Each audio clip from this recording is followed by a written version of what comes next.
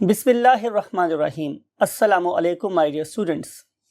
रब्बे ज़िदनी इल्मा, प्यारे आका सल्लल्लाहु अलैहि वसल्लम की दुआ मुबारक के साथ हम अपने लेक्चर का आगाज़ करते हैं।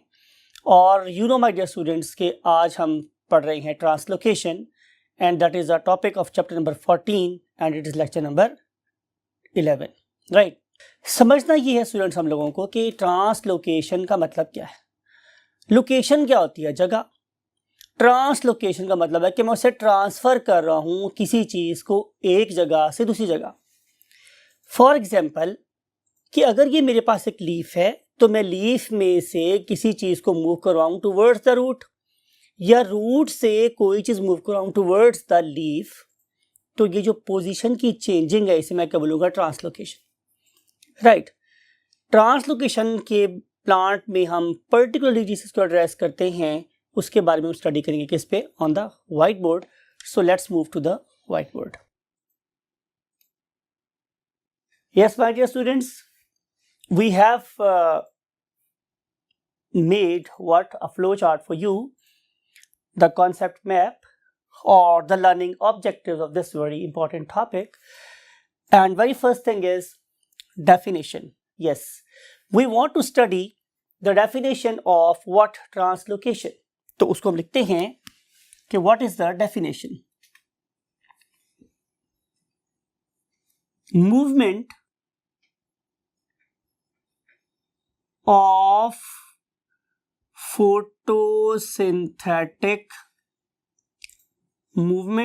photosynthetic products, ब्रैकेट में आप क्या लिख सकते हैं इसको? Yes, you are right कि हम इसे लिख सकेंगे कि they are basically organic substances,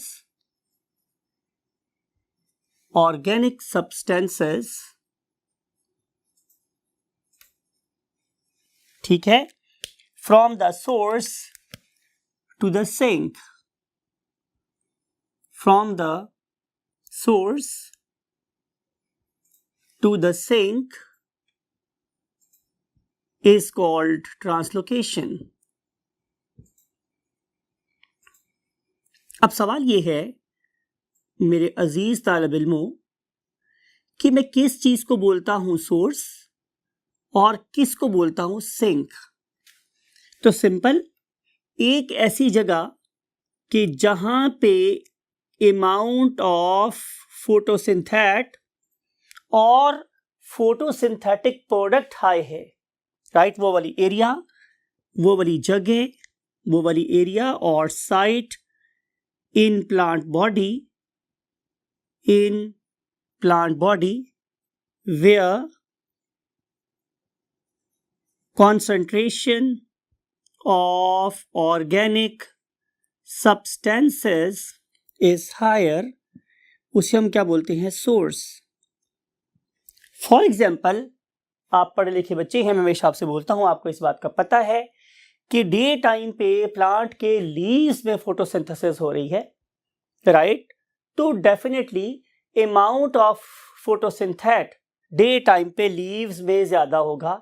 और जो हमारे स्टोरेज एरियाज है जिन्हें हम बोलते हैं क्या? Ground tissue. राइट, उसे हम क्या बोलते हैं स्टूडेंट्स? Ground tissue. तो ग्राउंड टिश्यू के मीन स्टोरेज एरिया। आपको बताना चाह रहा हूं कि ग्राउंड टिश्यू में से क्यों नाम देते थे। ये नाम क्यों नाम दिया? क्योंकि पुराने ज़माने में हम ख़जाने वगैरह को दबाने के लिए ज़मीन को इस्तेमाल करते थे। तो इसीलिए जो प्लांट्स हैं ये भी अपनी फोटोसिंथेटिक प्रोडक्ट्स को जानवरों वगैरह के इफेक्ट से मिनिमाइज करने के इफेक्ट से बचाने के लिए अपनी फूड को आमतौर पर ग्राउंड में स्टोर कर लेते हैं। Something like potato, something like radish, something like carrot, something turnip, sugar beet etcetera. तो चूंकि वो ग्राउंड के नीचे स्टोर होता था इसलिए हमने दिया नाम क्या? Ground tissue. तो बात ही हो रही है हमारे डियर स्टूडेंट्स कि एक ऐसा टिश्यू जो फूड को स्टोर करने में इस्तेमाल होता है उसे हम क्या बोलते हैं? Ground tissue. लिख देते हैं, part of plant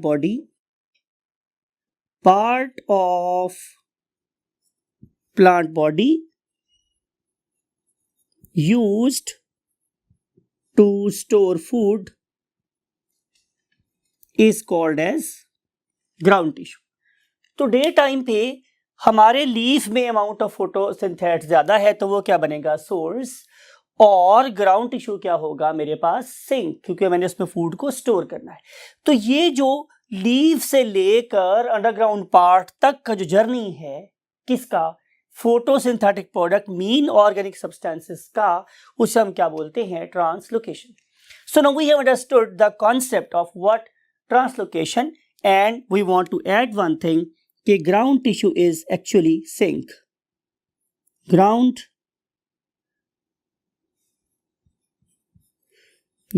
tissue is equal to what, sink, right? तो हमने ये पहला कॉन्सेप्ट इस्तेमाल कर लिया, समझ लगा व्हाट इज डेफिनेशन।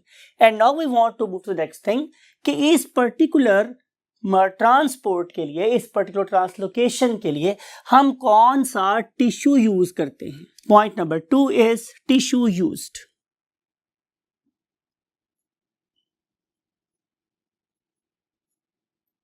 तो आंसर क्या है मेरे पास स्टूडेंट्स, फ्लोएम।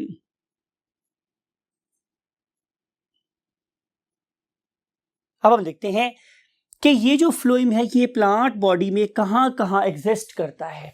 तो इसके लिए हमें सिर्फ और सिर्फ 2 क्रॉस सेक्शन बनाने हैं, राइट?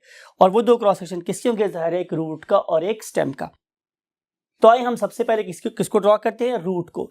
रूट के क्रॉस सेक्शन की अगर मैं बात करूं तो लुक एट दिस कि ये रूट है।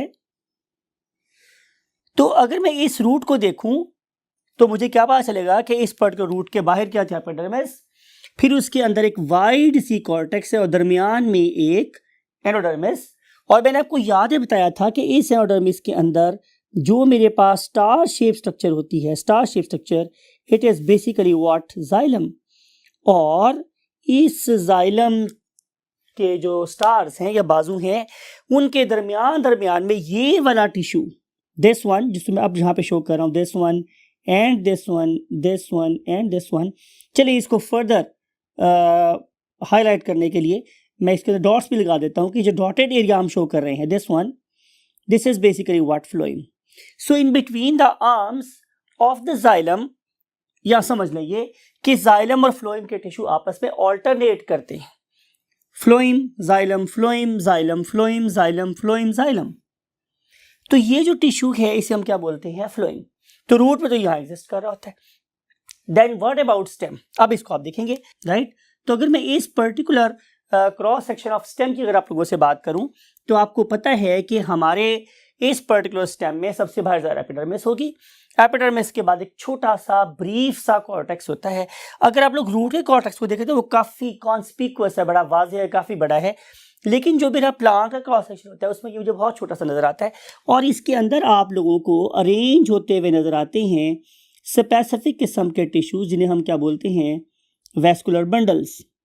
और आपने ये बात पढ़ रखी है ग्रेड 9-10 में कि जो वैस्कुलर बंडल्स हैं they are basically there to control of course the product the water minerals and food, इसलिए मुझे क्या बोलते हैं, वैस्कुलर बंडल्स। और ये जो मेरे पास वैस्कुलर बंडल है they are arrange the form of what a triangle. आप लोगों के लिए मैं यूँ करता हूँ कि मैं उस पर्टिकुलर ट्रायंगल को यहाँ ड्रॉ कर लेता हूँ, समथिंग लाइक इट, राइट? इस पर्टिकुलर ट्रायंगल के आप लोगों को नजर आएंगे 3 हिस्से, 1 and then 2, right, and then 3। तो ये जो मेरे पास 3 हिस्से हैं my dear students, they are constituting 1 vascular bundle, right? अब इसको अगर मैं यहां शो करूं तो बट सिंपल से मैं कंप्लीट कर देता हूं इसको ऐसे ऐसे, समथिंग लाइक इट,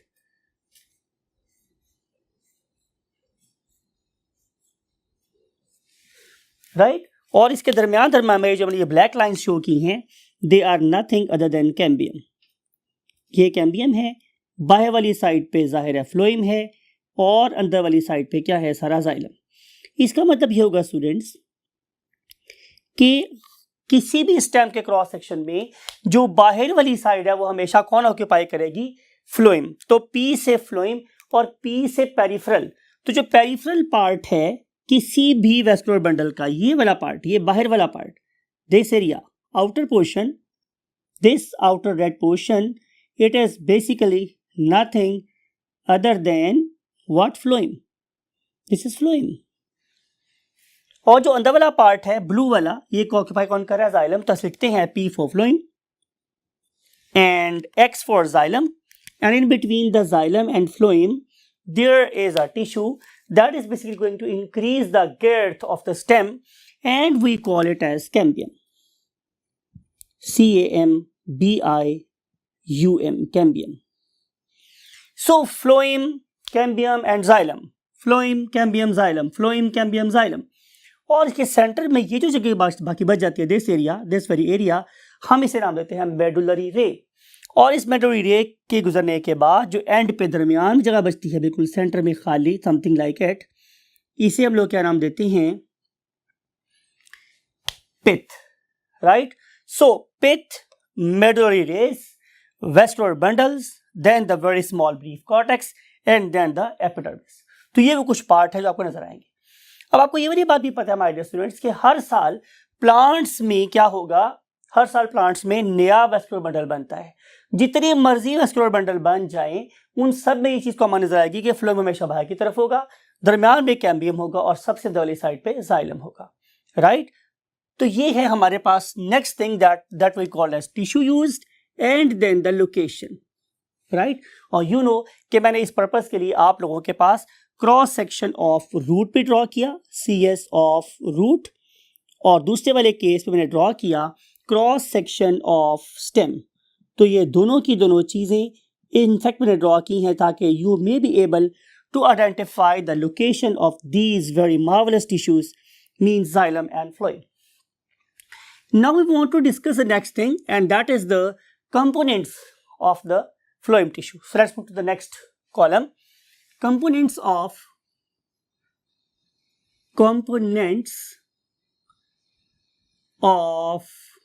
phloem. हमारा जो टिश्यू है phloem, you know very well कि it is basically a compound tissue. Compound tissue का मतलब ये है कि इसमें एक से ज्यादा किस्म के सेल्स। जब मेरे पास एक से ज्यादा किस्म के सेल, तो मैं से क्या बोलता हूँ? Compound tissue. तो हमारा ये फ्लोएम किस किस किस्म के सेल्स के मिलने से बना हुआ है? तो पहली चीज है मेरे पास सिव एलिमेंट्स। सिव एलिमेंट्स, बहुत से लोग इसे सीव बोलते हैं, लेकिन मेरा ख्याल है कि sieve is a more appropriate pronunciation as compared to sieve. So sieve elements, and then we have companion cells. इनकी डिटेल अभी हम डिस्कस करते हैं। Then we have got what? Fibers. Then we have phloem parenchyma.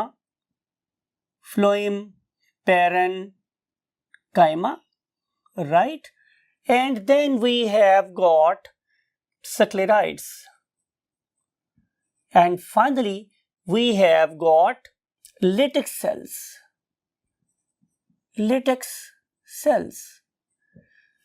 याद रखने वाली बात यह है कि ये हमने all possible types of cells लिख दी हैं जो डिफरेंट किस्म के you can say plants में, it may be the monocot stem, it may be the dicot stem, it may be the phloem of root. हर जगह हमने सब जगह एनालिसिस करने के बाद ये देखा कि मैक्सिमम कितनी किस्म के जो सेल्स मिलके बना सकते हैं क्या फ्लोएम। लेकिन आमतौर पे अगर आप अच्छी बुक को पढ़ेंगे तो अच्छी बुक्स में आमतौर पे आप लोगों को सिर्फ 4 किस्म के सेल नजर आते हैं। लेकिन यू नो FSC में we want to broaden your horizon, तो हमने ऑल पॉसिबल जो फॉर्म्स ऑफ सेल्स हैं वो हमने यहाँ पे इनोकुलेट कर दिया, शामिल कर दी है, राइट? अब हम देखेंगे इन चीजों को कैसे वन बाय वन। तो सबसे पहले हम देखने वाले हैं unit, actual functional unit of the phloem cell. तो उसके लिए हम यहाँ पे प्रॉपर हेडिंग बनाएंगे, यूनिट।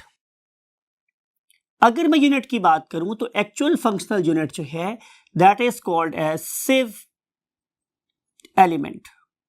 अब जो सिव एलिमेंट है ये बेसिकली क्या है स्टूडेंट्स? ये बेसिकली एक elongated sieve element is basically a very elongated cell है, बहुत ज्यादा लंबा चौड़ा सेल है, राइट? सबसे जो अहम बात है जिसको मैंने प्रीवियस बोर्ड में नेचर के नाम से लिखा है वो ये कि unlike xylem these are living cell. मैं लिखता हूं नेचर, तो nature wise these particular cells are living, right? तो मैंने इसको प्रॉपर डिफरेंट कलर के साथ लिखा ताकि आप लोगों की पिक्चुअल मेमोरी में ये चीज़ प्रिंट हो जाए कि these are basically living cells. लेकिन अहम बात यह है कि इस पर्टिकुलर लिविंग सेल को, जो कि बहुत ही लंबा चौड़ा सेल होता है, अगर आप इसको देखें तो इसकी आ जाती है मेरे पास कौन कौन सी चीज़ें। जाहिर है सबसे पहले आ जाएगी सेल वॉल। तो ये जो मैंने अब ड्रॉ की है ये सेल वॉल है। अब ये जो सेल वॉल है माय डियर स्टूडेंट्स, इसको आपने गौर से देखना है कि मैं क्या क्या वर्ड यूज़ कर रहा हूँ। नंबर 1, ये है मेरे पास क्रॉस वॉल्स। किसी कमरे की जो आमने सामने की दीवारें हैं या जो सिलेंडर की साइड्स होती हैं हम क्या बोलते हैं, क्रॉस वॉल, उसे को अपोज कर रही है। और ये जो मेरे पास प्लेट है ये वाला और ये वाला, इसे हम क्या बोलते हैं, एंड वॉल्स। ठीक है। अब अगर आप लोग इस पर्टिकुलर सेल वॉल के नीचे देखें तो आपको नजर आएगी proper cell membrane, right. So there is a cell membrane that is lying just beneath cell wall, right. And then there is a very thin, बहुत ही थोड़ी सी मिकदार में क्या प्रेजेंट है, साइटोप्लाज्म। लुक एट दिस, जो मैं ड्रॉ कर रहा हूं, that very area is you can से शोइंग पेरिफेरल साइटोप्लाज्म। साइडों में साइटोप्लाज्म प्रेजेंट है, बिल्कुल, जिससे मैं आप समझ लें, आप लोगों के डॉट्स लगा के शो कर रहा हूं, समथिंग लाइक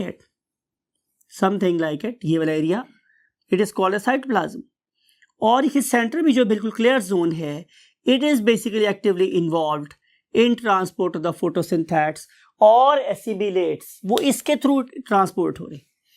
अब बात को अपने बहुत ध्यान से गौर से सुनना है कि इस पर्टिकुलर सेल के अंदर कोई न्यूक्लियस नहीं है। It means it can not divide anymore.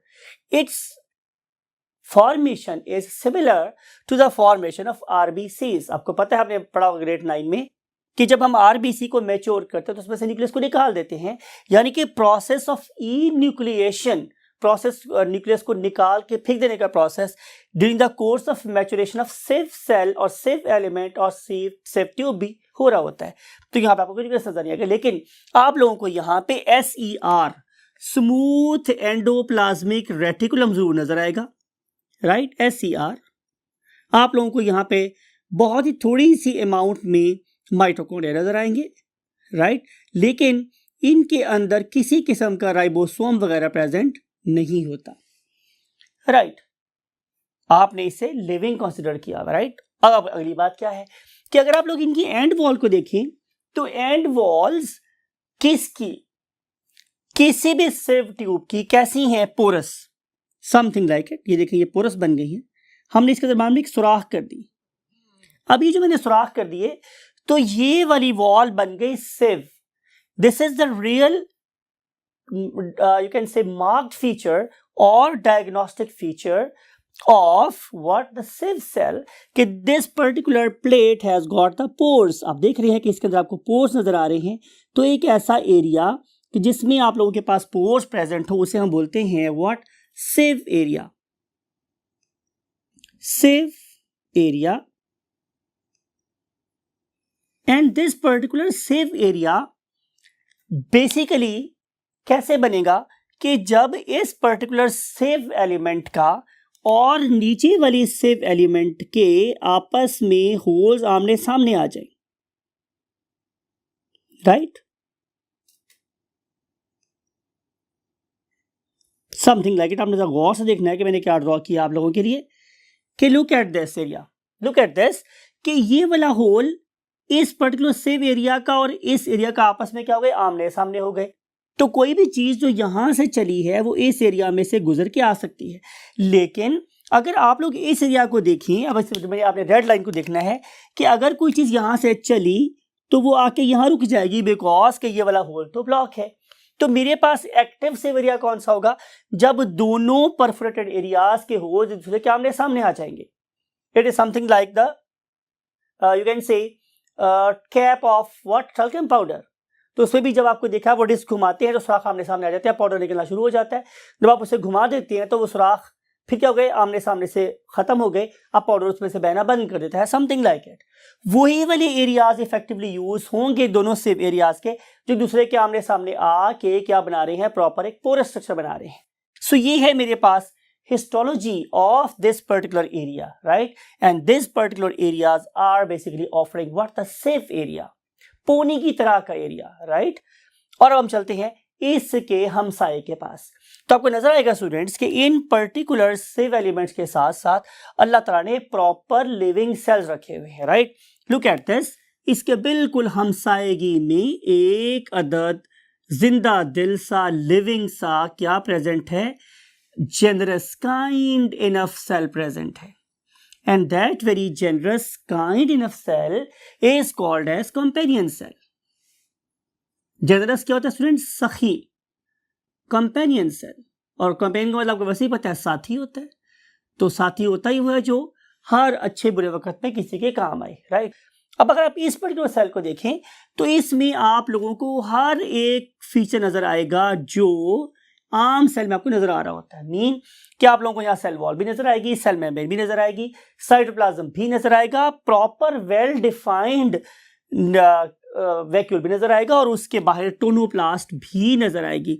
तो वो सारे के सारे फीचर जो आप लोगों को एक लिविंग सेल में नजर आते हैं किसी प्लांट सेल के, आपको यहाँ भी नजर आएंगे। लेकिन इंपॉर्टेंट बात यह है कि अगर आप लोग इन पर्टिकुलर सेल्स को देखें तो they are very very rich in ribosomes, इनमें बहुत ज़्यादा राइबोसोम्स भी होती हैं, and they have got very large number of mitochondria as well, very large number, exceptionally large number of mitochondria, because they are in need of what? ATP, right? तो जितना ज़्यादा mitochondria का नंबर होगा उतनी ही ज़्यादा यहाँ पे ATP प्रोड्यूस होगी, राइट?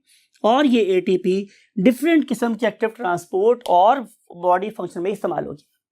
अब अगली बात जो इससे भी ज़्यादा इंपॉर्टेंट है वो ये कि इस पर्टिकुलर कंपेनियन सेल्स का एसोसिएशन है, कौन सा फंक्शनल एसोसिएशन है with this very cell that is called as what? The safe area, right? अब आप इस पर्टिकुलर जरा बात को गौर से देखिए, जो मैं अब चेंज लाने वाला हूं वो क्या कि इस पर्टिकुलर कंपेनियन सेल के और सेव एलिमेंट के दरमियान में जो वॉल है उसे हमने क्या नाम दिया था? Cross wall. ये क्रॉस वॉल आपस में क्या करती है? कनेक्ट कर लेती है दोनों साइटोप्लाज्म्स को with the help of the broken cell walls of the two cells. इसकी जो सेल वॉल है और उसकी सेल वॉल आपस में क्या कर गई है? ब्रेक हो गई है, और ब्रेक होने के बाद अब इसके साइटोप्लाज्म से लिंक हो गया है, right? Now this particular cytoplasmic junctions you know very well, we call them as what? Yes, excellent, plasmodesmata. So these particular plasmodesmata they are lying over here. तो इन पर्टिकुलर प्लाज्मोडेस्मेटा की क्या है? अपनी एक इंपॉर्टेंस है, और वो इंपॉर्टेंस हम अंडरस्टैंड करेंगे कल जब हम इस पर्टिकुलर टिश्यू की वर्किंग को अंडरस्टैंड करेंगे। अभी अपनी सिर्फ इतनी स्ट्रक्चरल बेसिस को अंडरस्टैंड करना है। तो स्ट्रक्चरल बेसिस मेरे पास ही है कि इन दोनों सेल्स का आपस में कनेक्शन है थ्रू साइटोप्लाज्मिक ब्रिजेस, और हम नाम कहते हैं प्लाज्मोडेस्मेटा। और वो जाहिर है कि दो क्रॉस वॉल्स के होल्स आपस में आमने सामने आएंगे तो डेवलप होगा, राइट? तो ये है मेरे पास कुछ फंक्शनल एनाटॉमी की चीज के इस पर्टिकुलर सेल्स की। सो अगर मैं पीछे वाले आपको लेके जाऊं कॉलम के ऊपर तो देखते हैं हमने क्या लिखा था यहाँ पर कि हमने आइडेंटिफिकेशन के लिए हमने क्रॉस वॉल्स और प्लाज्मोडेस्मेटा को डिस्कस किया, फिर हमने एंड वॉल को डिस्कस किया, हमने सीव एरियाज को डिस्कस किया, और अब हम बात करें किसकी? सीव ट्यूब्स की। तो ये जो हमारे पास सीव एरियाज हैं जब वो आपस में कंबाइन करेंगे तो वो लंबी लंबी लॉन्गेटेड ट्यूब्स बना लेंगे जिन्हें नाम कर देते हैं sieve tubes. So up till now we have discussed all the 5 points कि हमने डिस्कस किया कि डेफिनेशन क्या है, we have discussed what is tissue used, and look we have discussed the location of these particular tissues, and then we discussed the components, and now we have discussed the identification of these particular cells कि हम इनको कैसे पहचानते हैं कि ये एक companion cell है और ये मेरे पास एक sieve tube cell, right? And now we want to see the nature, right? आपको याद है मैंने बोला था कि अगर मैं इन पर्टिकुलर सेल्स की नेचर की बात करूं तो these particular cells are basically living cells, ये डिस्कस कर लिया हम लोगों ने। और वो वाले सेल जो ज्यादा जिंदा हैं, ज्यादा फंक्शनली एक्टिव हैं, they are definitely companion cells. लेकिन वो वाले लिविंग सेल्स जो ट्रांसपोर्ट ऑफ सॉल्यूट्स में इन्वॉल्व है वो बेसिकली क्या है? सिव एलिमेंट्स और sieve cells, right? And now we want to see the role. तो डिस्कस मैंने पहले किया आप लोगों के साथ कि ये जो मेरे पास कंपेनियन सेल्स हैं उनका रोल किस में है? उनका रोल है इस पर्टिकुलर सेल के अंदर से पास होने वाले सॉल्यूट की कॉन्सेंट्रेशन को मेंटेन करना। मिसाल के तौर पे कि अगर इस पर्टिकुलर फोटोसिंथेट की कॉन्सेंट्रेशन बहुत ज़्यादा लिक्विड वाली हो जाएगी तो फिर ये बहुत तेजी से नीचे मूव करेगा, तो फिर सोर्स और सिंक में जो ग्रेडियंट एस्टैब्लिश रहना चाहिए वो नहीं रहेगा। तो इस पर्टिकुलर एरिया में इन पर्टिकुलर सीव को डेवलप करने की जो लॉजिक ये है कि हम इस पर्टिकुलर सब्सटेंस को बहुत स्लोली थोड़ा करके पूरा दिन सोर्स से सिंक की तरफ मूव करते रहें और रात के टाइम इस प्रोसेस को रिवर्स कर लें, राइट। तो ये वाली ट्यूब्स एज अ वेल्व्स भी काम कर रही हैं, ये वाले एरियाज से एरियाज एज अ वेल्व भी काम कर रहे हैं जो इस पर्टिकुलर सब्सटेंस की मूवमेंट को रेगुलेट भी करते हैं। इस रेगुलेशन में जहां इनका हाथ है वहीं पे इन कंपेनियन सेल्स का हाथ भी है। तो companion cells are basically going to add water और going to remove water to maintain the consistency of the photosynthetes passing through the sieve elements, right? So this is the role of what? Companion cells. And then now we want to see the direction. We have discussed the role of companion cells and now we want to discuss the direction. Look at this. अगर आप लोगों के पास draw करते हैं, look at this. अगर आप लोगों के पास ये है एक अदद what? xylem, this is xylem. You know कि हम xylem को कैसे पहचानते थे? Bye double wall. आपको पता है जाइलम की सेल डबल वॉल होती है, उनका डायमीटर बहुत बड़ा होता है और उनके अंदर इस तरह के एरियाज प्रेजेंट होते हैं, राइट। अब अगर इसके साथ साथ मैं यहाँ पे शो कर रहा हूँ किसको? अपने फ्लोएम को। This one is a phloem for example. तो phloem cells are quite narrow as compare to the xylem cells and they are single wall thick while xylem cells were double wall thick. अब आपने गौर से देखना है कि मैंने क्या represent किया है। This is a phloem, P for phloem, and जालिमों का ताल्लुक किसके साथ था? पानी के साथ। You right, this is the xylem. So xylem में जो डायरेक्शन को आपने गौर से माइंड में रखना है students. I always believe in pictorial memory कि दिन हो या रात हो, हमारे जाइलम में प्रेशर पोटेंशियल हमेशा नेगेटिव ही रहता है। तो इस सेंस में जो डायरेक्शन ऑफ मूवमेंट है वो हमेशा कैसी रहेगी? वो हमेशा रहेगी स्टूडेंट्स बॉटम से टॉप की तरफ। मींस हमेशा इसकी मूवमेंट रूट से लीव्स की तरफ ही रहती है। लेकिन अगर मैं फ्लोएम की बात करूं तो फ्लोएम में ट्रैफिक कैसी है? By directional. इसका मतलब ये है कि इस पर्टिकुलर फोटोसिंथेट की मूवमेंट अपवर्ड भी हो सकती है और डाउनवर्ड भी हो सकती है। देखो मैंने बाय हेड एरो लगाया है। बाय हेड एरो का मतलब है कि कैसा, इसके दोनों एंड्स हैं, यानी कि रात के टाइम पे मूवमेंट कैसी होगी इस डायरेक्शन में? ये है नाइट, राइट। और अगर मैं डे की बात करूं तो डे में जो डायरेक्शन ऑफ मूवमेंट है इट इज डाउनवर्ड। ये डे की बात हो रही। तो डे में जो फूड है वो हमेशा लीव से ग्राउंड टिश्यू की तरफ जाएगी और रात में ग्राउंड टिश्यू से लीव्स की तरफ जाएगी। तो इसका मतलब ये हुआ कि फ्लोएम में मूवमेंट कैसी है? बाई डायरेक्शनल, और जाइलम में हमेशा unit direction means root to leaves. तो ये भी डिस्कस कर लिया हम लोगों ने कि what is the concept of the direction. And now we want to have the concept of source and sink. We have discussed this thing कि जहां कहीं भी मेरे पास अमाउंट ऑफ फूड ज्यादा होगी या जहां पे एक्टिव मेटाबॉलिज्म हो रहा होगा, राइट, ये दो डिफरेंट जगह हैं। तो जहां फूड बन रही है दैट इज द सोर्स, और जहां पे फूड कंज्यूम हो रही है या स्टोर हो रही है that is called as a sink, right. लेकिन आप जरा बात को गौर से देखें कि जब होगी मेरे पास रात तो अब लीव्स क्या नहीं कर रहे? They are not doing any sort of photosynthesis and during the day time these leaves were so generous कि उन्होंने फूड जितनी भी बनाई सारी की सारी कहाँ भेजी? सिंक की तरफ। अब रात के टाइम पे these particular leaves are showing what? The negative sign of availability of food. उनके पास तो नेगेटिव साइन आ रहा है, उनके पास फूड है ही नहीं, जितनी थी नीचे ट्रांसपोर्ट करी। तो फिर क्या होगा कि रात के टाइम पे जो सोर्स हो जाएगा वो क्या होंगे? Ground tissues. Now ground tissues will begin to export readymade food to the leaves. अब लीव्स उस बनाई हुई उस स्टोर्ड फूड को इस्तेमाल करेंगे और पूरी रात जिंदा रहेंगे। फिर जब अगली सुबह होगी तो ये लीव्स दोबारा से क्या बन जाएंगे? सोर्स, और रात का सोर्स अब क्या बन जाएगा? सिंक। तो इसलिए मूवमेंट कैसी है? By directional. रात के टाइम पे ये सोर्स, डे के टाइम पे जो मेरे पास लीव्स हैं, ये यहाँ लीव्स ड्रॉ कर लेते हैं, ये बन जाएंगे सोर्स। डे टाइम की बात कर रहा हूं, ये बन गया क्या मेरे पास सोर्स। और अगर मैं यहाँ पे ड्रॉ कर लेता हूँ से रूट्स, डिफरेंट टाइप्स की roots, it may be something like potato, it may be sweet potato और it may be the turnip, whatever the case may be, तो डे टाइम पे ये बन जाएंगी क्या सिंक। लेकिन जब होगी रात तो उस टाइम पे ये वाली रूट्स बन जाएंगी क्या सोर्स, और मेरे जनरस से लीफ अब डिपेंडेंट हो गई हैं, they will become sink. Phloem में बाई डायरेक्शनल मूवमेंट हो रही होती है। And now we want to discuss the last thing, और वो लास्ट थिंग मेरे पास क्या है कि if I want to understand the composition of the solutes those are basically flowing in phloem, तो हम उसको कैसे अंडरस्टैंड कर सकते हैं। तो आए इसके लिए हम last one of code use करते हैं। Look at this, this is an organism and this very organism is an insect, right? And you know very well कि हम किसी भी इंसेक्ट को देखें तो उसके आप लोगों के पास 3 पार्ट होंगे, हेड, थॉरिक्स एंड एब्डोमेन। तो ये मेरे पास उसका हेड है, ये उसका थॉरिक्स है और ये उसका एब्डोमेन है। And we can identify this insect by another very important thing that is called as stylet, right? और स्टाइलेट मेरे पास क्या है, एक सकिंग ट्यूब है। आपने डेफिनेटली किसको देखा था, मॉस्किटो को, चैप्टर नंबर किसमें 7 में। तो उसमें भी जो मॉस्किटो है वो हम अब इंजेक्ट करता Plasmodium into my skin with help of a needle. तो दैट वाली needle is called basically stylet. और ये जो स्टाइलेट है इसमें ये एबिलिटी होती है कि ये किसी भी स्टेम के अंदर आइडेंटिफाई कर सकता है location of what flowing, because कि ये एक क्या है, वेजिटेरियन है और या ये फ्लोइम फीडर है, राइट?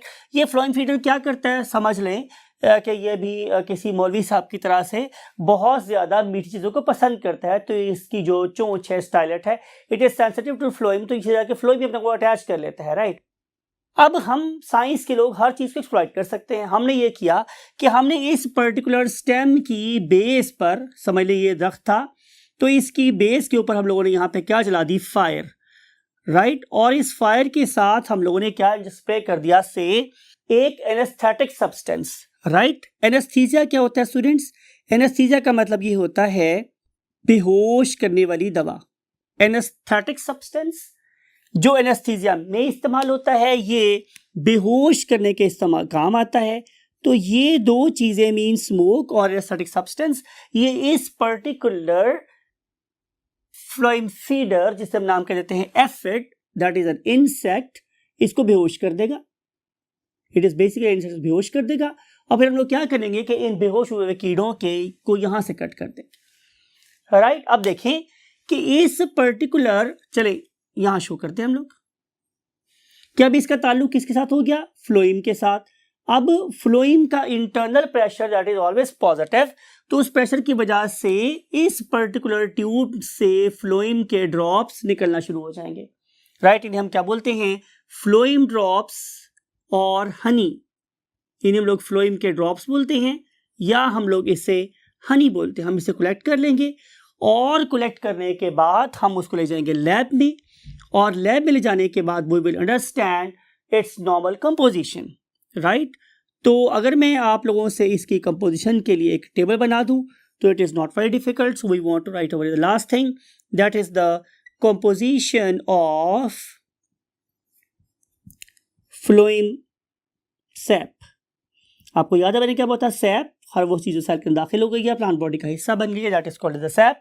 तो हम उस सैप की बात करें जो कि हमारे फ्लोइम में प्रेजेंट है। तो आपने याद ये रखना है स्टूडेंट्स, तो इस कंपोजिशन ऑफ सैप को अगर मैं देखूं माय डियर स्टूडेंट्स, मुझे पता चलेगा कि हम इसको क्या लिखेंगे कि इसमें 10 to 25% क्या है, ड्राई मैस है। इसका मतलब क्या होगा कि जाहिर है 75% से लेकर 90% तक इसमें वाटर होगा। तो जाहिर है जो बाकी 10 to 20% बच गया है, 25% बच गया है, वो क्या है, ड्राई मैस। इस ड्राई मैस का अबाउट 90% क्या है, सुक्रोज। क्या है स्टूडेंट्स, सुक्रोज। और इसके अलावा इसमें और भी चीजें शामिल है, लेकिन जो एक और काबिल जिक्र बात है वो ये है कि इसमें 1% नाइट्रोजनस सब्सटेंस भी प्रेजेंट है। और आपको पता जब मैं नाइट्रोजनस सब्सटेंस की बात करूंगा तो उसमें जो सबसे इंपॉर्टेंट चीज़ होगी वो क्या होगी, अमाइनो एसिड्स। तो इसमें तकरीबन 1% अमाइनो एसिड भी शामिल होते हैं जो डेफिनेटली प्लांट प्रोटीन बनाने में इस्तेमाल होते हैं।